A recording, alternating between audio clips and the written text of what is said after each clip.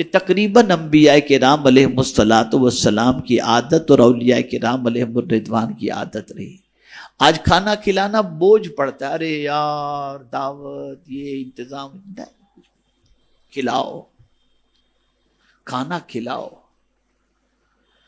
سیدنا غوث پاک رضی اللہ المولا تبارک و تعالی عنہ فرماتے ہیں میں نے اعمال کے دفتر کو کھنگال کر کے دیکھا کہ کون سا عمل فرائض کے بعد اللہ کو سب سے زیادہ پسند ہے، تو میں نے دیکھا کہ بھوکے کو کھانا کھلانا یہ عمل اللہ کو سب سے زیادہ پسند ہے۔ اور اگر کوئی یہ سوچے کہ کھلانے سے کم ہوگا تو میرا یہ جملہ زندگی بھر یاد رکھنا، جو لوگوں کو کھلاتا ہے اللہ اسے کبھی بھوکا نہیں رکھتا، یہ یاد رکھنا۔ جو لوگوں کو کھلاتا ہے اللہ اسے کبھی بھوکا نہیں رکھتا۔ حضور فرماتے گن گن کے مت دو، بے حساب دو، خدا تمہیں بے حساب عطا فرمائے گا۔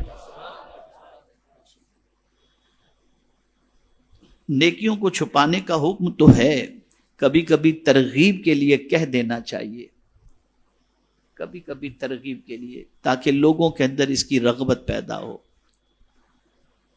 الحمدللہ رب کی توفیق سے، اس کی عطا سے، اس کے حبیب صلی اللہ علیہ وسلم کے کرم سے فقیر کا یہ معمول ہے کہ روزانہ کم سے کم 7 فقیروں کو کھانا کھلاتا ہوں۔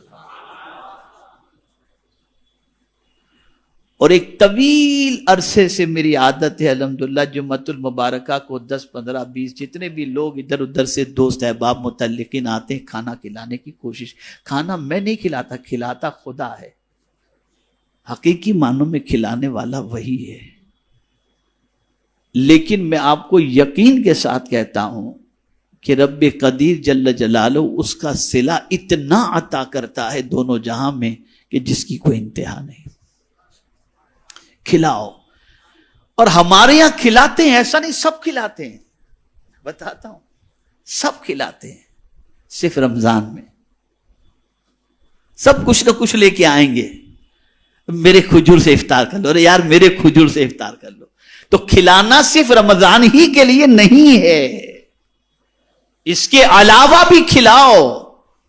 اور ایک روز میں ایئرپورٹ سے آ رہا تھا، میرا خیال ہے اس طرف سے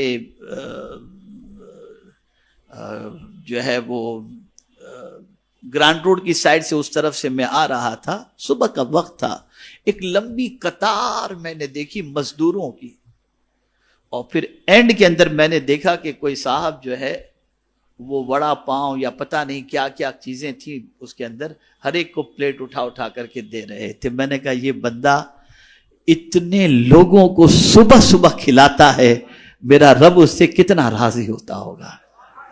اور میں ایک شخص کو جانتا بھی ہوں جس کے بارے میں مجھے معلوم نہیں تھا، لیکن ایک دن نشست میں اس نے مجھ سے بتایا، بیٹھے ہوئے تھے تو بولے حضرت روز کے الحمدللہ 60-70 آدمیوں کو ناشتہ کراتا ہوں اللہ کے فضل و کرم سے۔ اور میرے استاد گرامی جو اس مسجد کے امام ہیں الحمدللہ، ان کی عادت یہ رہی کہ صبح فجر کی نماز کے بعد اس وقت تک چائے نہیں پیتے تھے جب تک کہ 10 لوگوں کو چائے نہ پلا دیں۔ تو یہ سب فن سیکھو، یہ سب فن سیکھو، اسے حضور نے بہتر فرمایا۔ اور ہمارے یہاں بعض لوگ تو سلام کرنا بھی شان کی توہین، اپنی توہین سمجھتے ہیں، شان کے خلاف سمجھتے ہیں، میں اور پہلے سلام کروں، انا للہ و انا الیہ راجعون۔ تو حضور صلی اللہ علیہ وسلم فرماتے ہیں سلام کرو اسے جس مسلمان کو تم پہچانتے ہو یا نہیں پہچانتے، سلام کرو اور کھانا کھلاؤ۔ یہ اگر کسی مسلمان کے اندر خوبی آ گئی تو حضور فرماتے یہ اسلام بہترین اسلام ہے۔ اب آگے سماعت فرمائیں۔ حضرت ابو سعید خدری رضی اللہ تعالی عنہ سے روایت ہے کہ نبی اکرم صلی اللہ علیہ وسلم نے فرمایا، غور سے سنیے، جس مسلمان نے کسی مسلمان کو کپڑا پہنایا جبکہ وہ ننگا تھا، یعنی اس کے پاس پہننے کے لیے کپڑے نہیں تھے، تو اللہ اسے جنت کے سبز کپڑے پہنائے گا۔ ہم یہ سمجھتے ہیں کہ ننگے کو کپڑے پہنا کر، توجہ چاہوں گا جملے پر، آج کے بعد اپنی سوچ درست کر لو۔ ہم یہ سمجھتے ہیں کسی ننگے کو کپڑے پہنا کر ہم نے اس پر احسان کیا، نہیں، اس ننگے کا ہم پر احسان کہ اس نے ہمارا کپڑا قبول کر لیا، جس کے عوض میں اللہ ہمیں جنت کا لباس عطا فرمائے گا۔ تو احسان ہمارا نہیں، احسان غریب کا ہے، احسان غریب کا ہے۔ اگر اسے کپڑا پہنانے کا موقع نہ ملتا تو اللہ ہمیں جنت میں سبز لباس کہاں سے عطا فرماتا۔ اسی طریقے سے آقا کریم صلی اللہ علیہ وسلم نے ارشاد فرمایا، اور جس مسلمان نے کسی مسلمان کو کھلایا جبکہ وہ بھوکا تھا تو اللہ تعالیٰ اسے جنت کے پھل کھلائے گا، اور جس مسلمان نے کسی مسلمان کو پانی پلایا جبکہ وہ پیاسا تھا تو اللہ تعالیٰ اسے جنت کی مہر بند شراب پلائے گا، یعنی ایسی شراب جو سیل پیک ہوگی، اللہ تعالیٰ پانی پلانے والے کو جنت کی شراب پلائے گا۔ جنت کی شراب یا آج جیسی شراب جو ملتی ہے، آپ اس تصور میں مت جائیے گا، یہاں کی شراب پینے والا بہک جاتا ہے، وہاں بہکتا نہیں ہے، وہ شرابن طہورا ہے، پاک شراب قرآن کہتا ہے، پاک شراب۔ اے رسول اعظم صلی اللہ تعالی علیہ وسلم کے دیوانوں، مزید سماعت فرمائیں۔ حضرت عبید اللہ ابن عبداللہ نے حضرت ابو ہریرہ رضی اللہ تعالیٰ عنہ کو فرماتے ہوئے سنا، یہ بھی بخاری شریف کی حدیث ہے، ایک تاجر لوگوں کو قرض دیا کرتا تھا، جب کسی تنگ دست کو دیکھتا تو اپنے نوکروں سے کہہ دیتا کہ اس سے درگزر کر جاؤ۔ یعنی کسی کو قرض دیا، اب وہ قرض لینے والا جس پر قرض ہے، جو مقروض ہے، وہ گزر تھا، تو وہ تاجر جس نے قرض دیا تھا نا، وہ اپنے نوکروں سے کہتا ہے اس کو سختی مت کرنا، جانے دو، لینے جانے دو، اس کو درگزر کرو، تھوڑا سا لیٹ گو کرو۔ یعنی کیا ہوتا ہے، چائے سے زیادہ پیالے گرم ہوتے ہیں نا، چائے سے زیادہ پیالے گرم ہوتے ہیں۔ سیٹ کچھ نہیں کہتا، ابھی تک پیسے نہیں دیا تو نے، کہاں جا رہا ہے، تاکہ سیٹ خوش ہو جائے۔ لیکن وہ تاجر کتنا عقل مند تھا، تاجر اپنے نوکر سے کہہ رہا ہے کہ جس کو ہم نے قرض دیا ہے وہ اگر گزرے تو اس کو نظر انداز کرو، یعنی پکڑنا نہیں، سختی مت کرنا، یہ نہیں۔ شاید کہ اللہ تعالیٰ بھی ہم سے آخرت میں درگزر فرمائے۔ چنانچہ اللہ تعالیٰ نے اس کے مرنے کے بعد اس کو بخش دیا۔ ذرا سوچو آپ، یہ سب سیکھنے کی ضرورت ہے۔ یہ کباڑا جو آج پوری دنیا میں مسلمانوں کے درمیان ہے نا، اس کی وجہ یہ چیز ہم نے نہیں سیکھی۔ آج ہم کتنے مسلمانوں کو راحت دیتے، نہیں دیتے۔ کس نے پریشان حالوں کی پریشانی دور کرتے، نہیں کرتے، اور پریشانی میں اور مصیبتوں میں گرفتار کرنے کی کوشش کرتے ہیں۔ ہم پریشان نہیں رہیں گے تو کیا ہوگا؟ ذرا دیکھو مسلمانوں کی پریشانی کو دور کرنے کے فائدے کو۔ آئیے ایک حدیث شریف سناؤ۔ ایک صحابی کے وصال کے بعد کسی نے ان کو دیکھا کہ جنت میں ٹہل رہے ہیں، پوچھا ان سے کہ کس عمل نے آپ کو جنت میں داخل کر دیا؟ انہوں نے فرمایا کہ ایسا تھا کہ لوگ نماز کے لیے ایک راستے سے جاتے تھے، وہاں ایک کانٹے دار درخت تھا، وہ کانٹے دار درخت کی وجہ سے آنے جانے والوں کو تکلیف پہنچتی تھی، ان کا کپڑا اس کانٹے دار درخت سے الجھ جاتا تھا، تو مسلمانوں کو تکلیف نہ ہو، میں نے یہ تکلیف دینے والے کانٹے دار درخت کو وہاں سے ہٹا دیا، بس میرے اللہ کو یہی ادا پسند آ گئی، اور اس وجہ سے اللہ نے مجھے بخش دیا۔ یہاں تو کانٹے بچھائے جاتے، ہٹائے نہیں جاتے، کیا کیا جائے، کانٹے بچھائے جاتے۔ میرے پیارے آقا صلی اللہ تعالی علیہ وسلم کے پیارے دیوانوں، حضرت عبداللہ ابن عباس رضی اللہ تعالی عنہما مسجد نبوی شریف میں ماہ رمضان المبارک میں اعتکاف کے اندر تھے. ایک پریشان حال آیا، آ کر کے حضور صلی اللہ علیہ وسلم کے مزار اقدس کی طرف اشارہ کیا اور اشارہ کر کے کہتا ہے، اے ابن عم رسول اللہ، اے رسول اللہ صلی اللہ علیہ وسلم کے چچا کے بیٹے، میں سرکار کو گواہ بنا کر کہتا ہوں میں چند دنوں سے بھوکا ہوں اور قرض کے بوجھ تلے دبا ہوا ہوں. اس زمانے میں جھوٹ بھی تو نہیں بولتے تھے نا، مسئلہ تو یہ ہے. آج تو ڈپلیکیٹ بھی اتنے ہیں کہ جس کی کوئی انتہا نہیں، اللہ ماشاء اللہ. جیسے انہوں نے کہا، تھے اعتکاف کے اندر، وہ بھی رمضان المبارک کا سنت اعتکاف. اٹھے، جوتے لیے، مسجد سے باہر نکلنے لگے تو اس سائل نے کہا، حضور بلا ضرورت شرعی مسجد سے نکلنے سے اعتکاف ٹوٹ جاتا ہے، حضور آپ نکلیں گے تو اعتکاف ٹوٹ جائے گا. اب جواب سنیے. ارشاد فرماتے، تیرا کہنا اپنی جگہ بالکل صحیح ہے، لیکن میں نے میرے نبی صلی اللہ علیہ وسلم سے سنا ہے کہ جو شخص کسی مسلمان کی تکلیف کو دور کرنے کے لیے چند قدم چلا، اس کا میری مسجد میں 2 مہینے تک اعتکاف کرنے سے بہتر ہے. یہ ہے. وہ لوگ ذرا سوچیں جو مسلمانوں کو تکلیف پہنچاتے ہیں، وہ لوگ سوچیں جو مسلمانوں کی آبرو پر ہاتھ ڈالتے ہیں، وہ لوگ ذرا سوچیں جو مسلمانوں کے مالوں پر ہاتھ ڈالتے ہیں، وہ لوگ ذرا سوچیں جو مسلمانوں کو اذیت پہنچاتے ہیں، وہ لوگ ذرا سوچیں جو مسلمانوں سے سلام کلام ترک کرتے ہیں، اور وہ لوگ ذرا سوچیں جو مسلمانوں کے راہوں کے اندر کانٹے بچھاتے ہیں، ان کا انجام کیا ہوگا. اب یہاں تک عرض کرنے کے بعد اب میں آپ سے جو گزارش کرنا چاہوں گا، اور بھی بہت ساری حدیثیں میری نگاہوں کے سامنے ہیں، لیکن اتنا وقت نہیں کہ میں ان احادیث کو آپ کے سامنے پیش کروں. دماغ اور سوچ کو سنوارنے کے لیے اتنی احادیث پر بھی اگر آپ نے اور ہم نے عمل کیا تو یہ کافی ہے. اب یہ احادیث بیان کرنے کی وجہ کیا ہے؟ 1500 سالہ آقائے کریم صلی اللہ علیہ وسلم کے میلاد منانے کا پوری دنیا کے اندر ایک عظیم جذبہ پایا جا رہا ہے.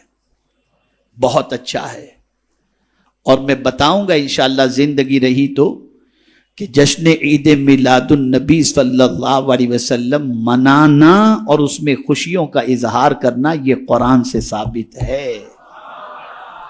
بتاؤں گا میں انشاءاللہ. لیکن آج مجھے بتانا ہے کہ آپ جشن عید میلاد النبی صلی اللہ علیہ وسلم کس طرح مناؤ.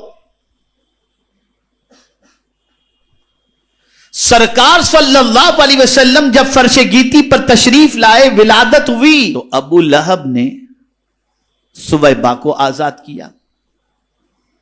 ابو لہب کون تھا؟ حضور کا چچا. اسے اطلاع دی گئی کہ تمہارے بھائی عبداللہ کے گھر محمد نام کے بیٹے کا جنم ہوا ہے. ابو لہب نے جس لونڈی نے خبر دی تھی اسے آزاد کر دیا. ابو لہب کے مرنے کے بعد حضرت عباس رضی اللہ تعالیٰ عنہ نے خواب میں دیکھا ابو لہب کو، جس کی مذمت میں اتنا بڑا وہ کافر تھا جس کی کوئی انتہا نہیں تھا، حضور کا چچا، لیکن اتنا بڑا کافر تھا کہ اس کی مذمت میں پوری سورت قرآن شریف میں نازل ہوئی. لیکن ابو لہب کے بھائی حضرت عباس رضی اللہ تعالیٰ عنہ نے جب خواب میں دیکھا تو ابو لہب کو برے حال میں دیکھا. پوچھا کیا حال ہے؟ کہا تم لوگوں سے بکھر کر جدا ہو کر کوئی اچھی حالت میں نہیں، البتہ مجھے پیر کے دن عذاب کے اندر راحت دی جاتی ہے، اس لیے کہ محمد کی خوشی میں نے سویبہ کو آزاد کر دیا.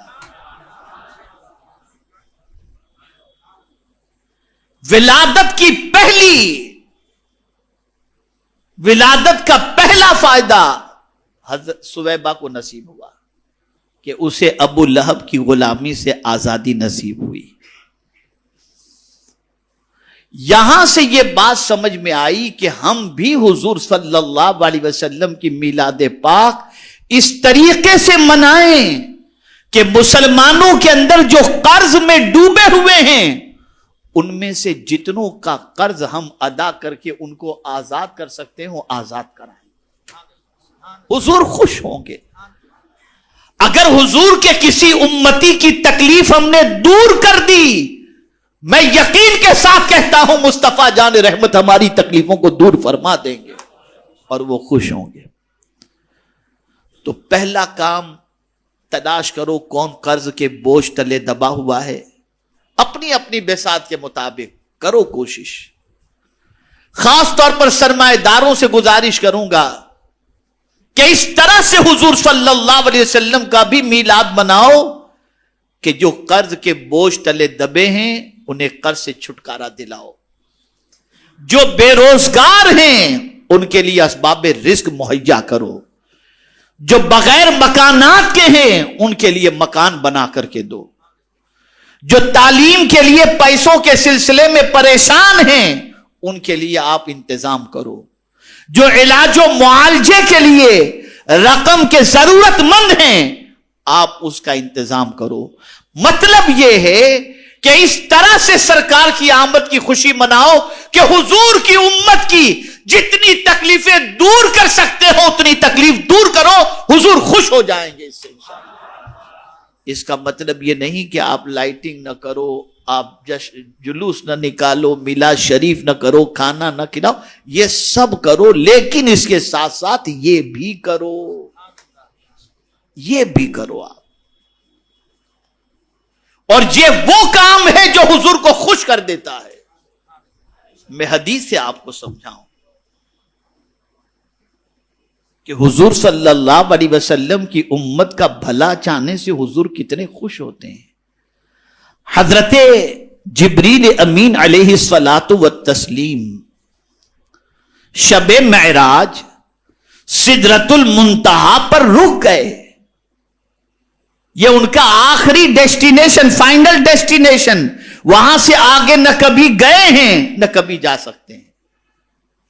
سرکار نے فرمایا حل لک حاجت یا جبریل، اے جبریل کوئی تیری کوئی تمنا ہے تو بیان کر. میں آپ سے ایک سوال پوچھتا ہوں، ایسا غریب فاقہ مست انسان جو کبھی اجمیر بھی جانے کی طاقت نہ رکھتا ہو اور اس سے اگر کوئی ایسا کہہ دے کہ تمہیں کہیں جانا ہو تو کوئی تمنا ہو تو بیان کرو، وہ ڈر ڈر کے سوچ کے پھر کہہ دے گا مجھے مدینہ جانا ہے نا، مدینہ جانا. تو جو جہاں نہیں گیا وہاں جانے کی آرزو بیان کرے گا. اب حضور صلی اللہ علیہ وسلم لامکاں کی سیر کو جا رہے ہیں. جبریل نے سب کچھ دیکھ لیا لیکن لامکاں کی سیر نہیں کی. اب حضور پوچھتے ہیں جبریل کوئی تمنا ہو تو بیان کرو. کہہ سکتے تھے کہ حضور مجھے اپنے ساتھ لے چلیے، لیکن قربان جائیے یہ کہنے سے ان کی مراد تو ہو سکتا ہے پوری ہو جائے، لیکن حضور کو ان کو خوش کرنا تھا. تو یہ کہنے سے شاید حضور راضی ہوں نہ ناراضی ہوں، یہ ایک الگ چیز ہے. لیکن انہوں نے یہ نہیں کہا. انہوں نے کیا کہا؟ ہاں حضور میری ایک تمنا ہے. توجہ چاہوں گا. ہاں میری ایک تمنا ہے، آپ کی امت جب پل صراط سے گزرے تو میں اپنے پر بچھا دوں تاکہ آپ کی امت کو تکلیف نہ ہو. امت میرے پر سے ہوتے ہوئے پل صراط سے گزر جائے. اے جبریل تمہیں یہ شعور کس نے دیا؟ تو جواب ملے گا ہم نے ولادت کے وقت حضور کو دیکھا کہ حضور تشریف لائے تو امت ہی کی فکر حضور کو ستا رہی تھی.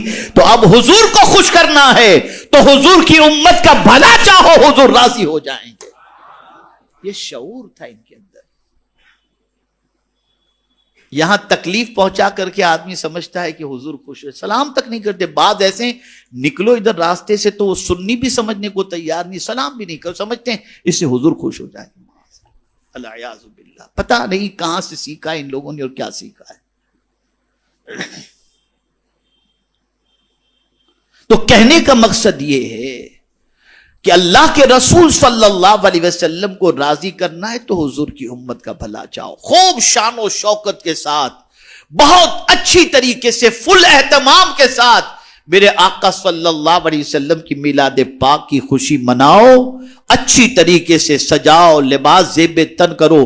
لیکن اللہ نے بے پناہ دولت دی ہے تو میری گزارش ہے غریبوں کو غربت سے چھٹکارا دلاؤ، مقروض کو قرض سے چھٹکارا دلاؤ، بغیر تعلیم کی زندگی گزارنے والوں کے لیے تعلیم کا انتظام کرو، علاج و معالجے کے لیے پریشان لوگوں کے لیے علاج و معالجے کا انتظام کرو، نیت ایک ہی رکھو، حضور آپ راضی ہو جائیں، آپ راضی ہو۔ میں امید کرتا ہوں کہ انشاءاللہ دنیا میں جہاں کہیں بھی لوگ میری اس آواز کو سن رہے ہوں گے اور اللہ نے انہیں نوازا ہے تو وہ اپنی بساط بھر میں کوانٹٹی نہیں بتاتا، 15 گھر بنا دینا، 20 گھر بنا دینا، لیکن جس کی جتنی تعداد اور جتنی کیپیسٹی ہو وہ بنائے، اس کو وہ کرے، بنائے گھر۔ لو میرے آقا کی میلاد کی خوشی میں یہ گھر تم کو میں تحفے میں دے رہا ہوں۔ جو مقروض ہے انہیں کہے، یہ کہہ کر دے کہ یہ سب کچھ میرے آقا کی میلاد کی 1500 سالہ میلاد کی خوشی میں کر رہا ہوں۔ میں یہ نہیں کہتا کہ مسجد نہ بناؤ، یہ نہ بناؤ، وہ نہ بناؤ، لیکن میں اتنا ضرور کہوں گا کہ حضور کو خوش کرنا ہے تو یہ بہت بڑا عمل ہے، اس کی طرف توجہ دو۔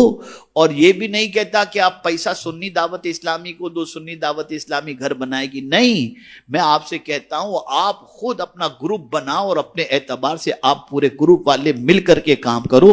اگر مدد کی ضرورت یا رہنمائی کی ضرورت پڑی تو ہم آپ کے لیے حاضر ہیں، لیکن ہم یہ نہیں کہتے کہ آپ ہم کو پیسہ دو ہم کریں گے۔ آپ کرانا چاہیں الگ چیز ہے، لیکن میری گزارش یہ ہے کہ آپ خود اپنے ہاتھوں سے یہ کام انجام دینے کی کوشش کرو۔ اگر رکاوٹ ہو تو ہم حاضر ہیں۔ انشاءاللہ آپ دیکھیں گے کہ جب بے گھر انسان کے ہاتھ میں جب گھر کی چابی دیں گے نا، خدا کی قسم اس کے دل سے جو دعا نکلے گی نا، اس دعا سے اللہ اور اس کے رسول اتنے راضی ہوں گے جس کی کوئی انتہا نہیں۔ جو قرض کے بوجھ تلے رات و دن سو نہیں پا رہا اور خودکشی کے دروازے تک پہنچ چکا ہے، جب اس کے قرض کا ذمہ آپ اپنے سر لے لیں گے اور اس کا قرض ادا کر دیں گے اور تاکید کر دیں گے کہ آئندہ یہ چکر میں نہ پڑنا، آپ دیکھیں جب وہ جائے گا اور جس رات وہ سکون سے سوئے گا، حضور صلی اللہ علیہ وسلم کے صدقے میں اللہ آپ کو سکون کی دولت سے مالا مال فرما دے گا۔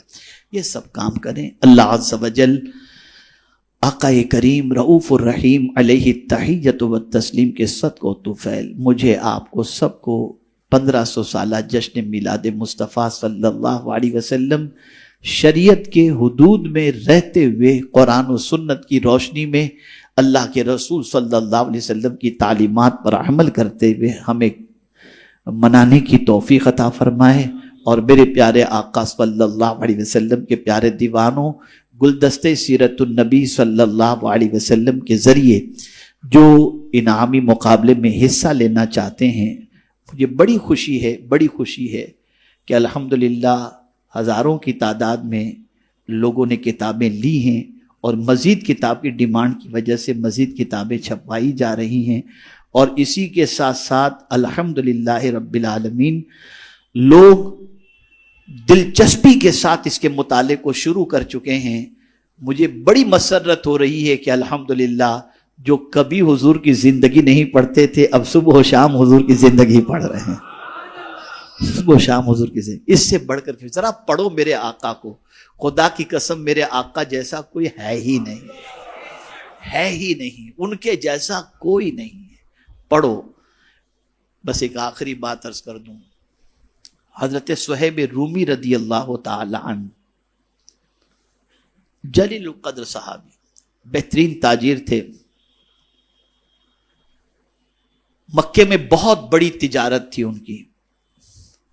رسول اعظم صلی اللہ علیہ وسلم صحابہ کے ساتھ ہجرت فرما کر جب مدینہ منورہ تشریف لے گئے تو حضرت صہیب کے کاروبار کے پھیلے ہونے کی وجہ سے وہ وہیں پر تھے، سب چلے گئے، وہ وہیں پر تھے۔ کچھ دنوں کے بعد حضور کے دیدار کے لیے بے چین تھے اور دل میں بار بار یہ خیال آتا تھا یار میں تجارت کی غرض سے یہاں بیٹھا ہوں، حضور کا دیدار نہیں کر پا رہا ہوں، سرکار کی بارگاہ میں حاضری نہیں ہو رہی ہے، حضور کی زیارت سے میں محروم ہوں۔ بس ایک دن خیال آیا کہ ایسی دولت کیا کام کی جو حضور کی بارگاہ تک نہ پہنچا سکے۔ بس انہوں نے من بنایا، ساری دولت سمیٹی انہوں نے، اور پھر اس کے بعد لے کر مدینے کی طرف جانے کا ارادہ کیا۔ جب مکے والوں کو پتا چلا کہ صہیب بھی ہجرت کر رہے ہیں تو گھبرا گئے، اس لیے کہ حضرت صہیب کے پاس مال بہت زیادہ تھا۔ تو انہوں نے سوچا کہ صہیب یہ مال لے کر کے حضور کے پاس پہنچیں گے تو حضور صلی اللہ علیہ وسلم کو مضبوطی ملے گی اور پھر ہمارا مقابلہ کرنے میں ان کو آسانی ہو جائے گی۔ تو صہیب کیسے بھی کر کے مدینے نہ پہنچ سکے، تو صہیب تو روانہ ہو گئے تھے۔ حضرت صہیب رضی اللہ تعالیٰ عنہ انہوں نے راستے میں پکڑ لیا۔ صہیب کہاں جا رہے ہو؟ مدینے جا رہا ہوں۔ کہ سارا مال لے کے جا رہے ہو؟ کہاں ہاں۔ کہا ہم تمہیں جانے نہیں دیں گے۔ کہا میں نے جہاں کا رخ کر لیا ہے نا، اب وہاں سے میں رخ پھیر نہیں سکتا، میں تو جا کر کے ہی رہوں گا۔ تو جب انہوں نے یہ سنا تو کہا سنو صہیب، تم کو جانا ہو تو جاؤ، لیکن ایک پیسہ بھی تم کو لے کر جانے نہیں دیں گے۔ اب زندگی کی ساری کمائی ان لوگوں نے کہا چھوڑ دو اگر تمہیں مدینہ جانا ہے تو، ورنہ مدینے مت جاؤ، مکے میں ہی رہو۔ حضرت صہیب نے کہا لے لو سب کچھ دے دیا، سارا مال دے دیا اور مدینے کی طرف روانہ ہوئے۔ سرکار صلی اللہ علیہ وسلم نے دور سے کسی سواری کی وجہ سے گرد و غبار کو اٹھتے ہوئے دیکھا، آتے ہوئے دیکھا، تو سرکار نے دیکھا کہ حضرت صہیب تشریف لا رہے ہیں، تو سرکار کا تاریخی جملہ تھا ربحا یا صہیب، ربحا یا صہیب، ربحا یا صہیب۔ اے صہیب تم نے بہت نفع کمایا، اے صہیب تم نے بہت نفع کمایا، اے صہیب تم نے بہت نفع کمایا۔ کیا مطلب؟ میرے دیدار کی خاطر تم نے اپنا سارا مال قربان کر کے تم گھاٹے میں نہیں، تم نے بہت نفع کمایا ہے، بہت نفع۔ خدا کی قسم پڑھو یہ سب چیزیں، تب پتا چلے گا کہ حضور کیا ہیں۔ پڑھو، بے انتہا محبت کرو میرے آقا صلی اللہ علیہ وسلم سے، ان سے بہتر کوئی ہے ہی نہیں۔